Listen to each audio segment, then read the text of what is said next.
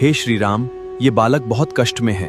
इसका कोई भी काम सफल नहीं हो रहा है और ये मेरा सच्चा भक्त है। इसने मेरे धाम खाटू श्याम जी के दरबार में भी अपनी अर्जी लगाई थी। मैं आशीर्वाद देता हूँ कि इसके जीवन में सुख शांति आएगी। अगर ये कमेंट में आप जानते हो कि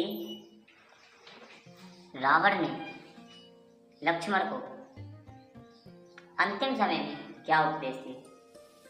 अगर आप नहीं जानते हो क्या राजनीति बताई तो इस वीडियो को पूरा देखना और ध्यान से देखना, और अंतिम वाली बात आप भूल कर भी मत छोड़ना, क्योंकि वह एक ऐसी बात है जो आपके शत्रु को परास्त कर सकती है, और नहीं सुनी तो शत्रु आपको परास्त कर देगा। बंधु, रावण जब मृत्यु की सैया पर पड़ा था उस समय श्री राम ने कहा, हे लक्ष्मण, जाओ रावण से कुछ राजनीति सीख कर आओ, क्योंकि वह महान से भक्त था और वह महापंडित तस्कंदर था। तब लक्ष्मण जी गए और रावण के सिर की तरफ खड़े हो गए। तब श्री राम जी वहां आ गए और उन्होंने कहा, लक्ष्मण, जब किसी से ज्ञान लिया जाता है तो उससे छोटा बनकर लिया जाता है, ना कि उससे बड़ा बनकर। तो इसीलिए आप पैरों की तरफ खड़े हो। लक्ष्मण जी जब पैरों की तरफ खड़े हुए तब रावण से कहा, महाराज, मैं आपको प्रणाम करता हूँ। रावण ने प्रणाम किया और लक्ष्मण ने कहा, महाराज, हमें कुछ राजनीति बताइए जो हमारे जीवन में काम आए। तब रावण ने कहा, शुभ कर्म में देर न करना, यह जीवन का सार है। अशुभ कर्म से दूर रहो, तुम यही धर्म का द्वार है। शुभ कर्म जितनी जल्दी हो सके उतनी जल्दी कर देना चाहिए, और अशुभ कर्म जितना टले उतना टाल देना चाहिए। मैंने शुभ संकल्प टाले, पाप किया तत्काल था। सीता हरण बना, अंततः मेरे कुल का काल था।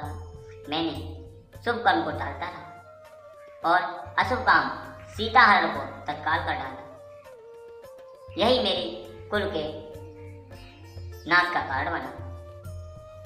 शत्रु को ना जाने छोटा, चाहे कितना ही छोटा हो। एक चिंगारी ही देखो, वन को पल में जला दे वो। शत्रु को और रोग को कभी भी छोटा नहीं समझना चाहिए, क्योंकि हे लक्ष्मण, एक चिंगारी पूरे वन को जला सकती है। अहंकार विनाश की जड़ है, इसको मन से निकाल लो तुम। धर्म, दया, विनय और सेवा, इनका जीवन भर निभा लो तुम। हे लक्ष्मण, अहंकार विनाश की जड़ है, इसे मन से दूर कर देना चाहिए। धर्म, दया, विनय और सेवा को पूरे जीवन निभाना चाहिए। विद्या तभी सफल होती जब संग विनम्रता रहती है। धर्म बिना वैभव की शोभा पल में धूल समान होती है।